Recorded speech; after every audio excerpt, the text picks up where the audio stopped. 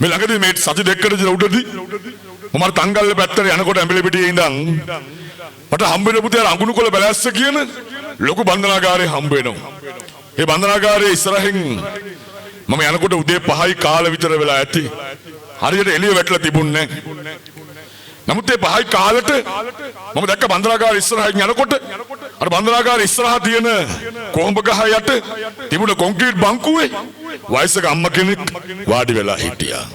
ඒ බන්ධනාගාරයේ ඇතුළට ගිහිල්ලා සිරකරුවන්ට කතා කරන හින්දා මට හිතුණා අර අම්මත් එක්ක එක විනාඩියක් කතා කරලා යන්න ඕනේ කියලා.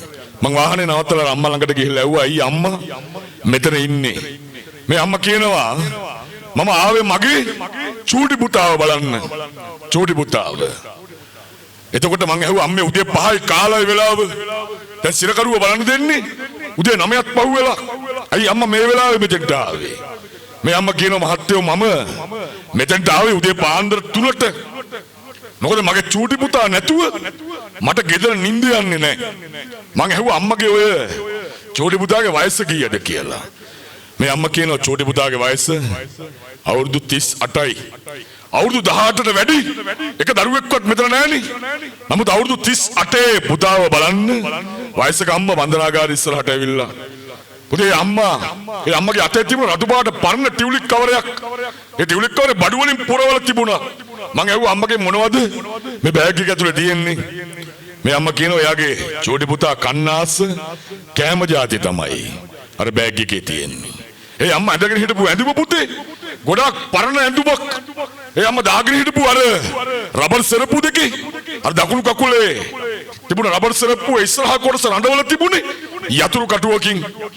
උදේ හැබැයි මේ අම්මගේ අතේ තිබුණ රතු පාට අර ටියුලික් කවරේ උඩ කෙළවරක තිබුණා කළු පාට ටී-ෂර්ට් එකක් නමලා තිබුණා. ලේබල් එකවත් කඩලා නැහැ.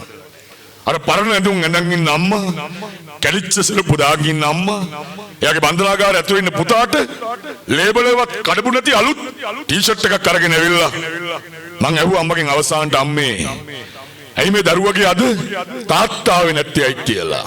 මේ අම්මා හොඳ හුස්මක් අරගෙන hina වෙලා මගේ දිහා බැලලා කියනවා මහත්තයෝ මේ දරුවගේ තාත්තා නැති උනේ මේ දරුවා චූටි කාලේ ඒ තාත්තා නැතුවත් මම මේ දරුවව ගොඩක් ආදරෙන් බලාගත්තා. නමුත් මට අද වුණා මේ පුතාව බලන්න බන්ධනාගාරේ ගාවට එන්න. අද මම මෙතන වචන කතා කරනකොට අද අම්මා නැති කවුරු හරි ඉන්නවනම් අද තාත්තා නැති කවුරු හරි ඉන්නවනම් උදේ අනිත් ආයත වැඩිය එක කඳුලක් හරි වැඩිපුර වැටේවි. හැබැයි කමක් නැහැ. නැති කෙනා වෙනුවෙන් වැටෙන කඳුළු ටික අද වෙනකන් බලාගත්ත අර ඉන්න කෙනාව උදේ දවසක දුකක් දෙන්නේ නැතුව ඒ ඉන්න කෙනාව රජ කරවන්න අද කොච්චර කඳුළු වැටුණක් කමක් නැහැ. මේ ආදරණීය කතාව ඇතුළෙන්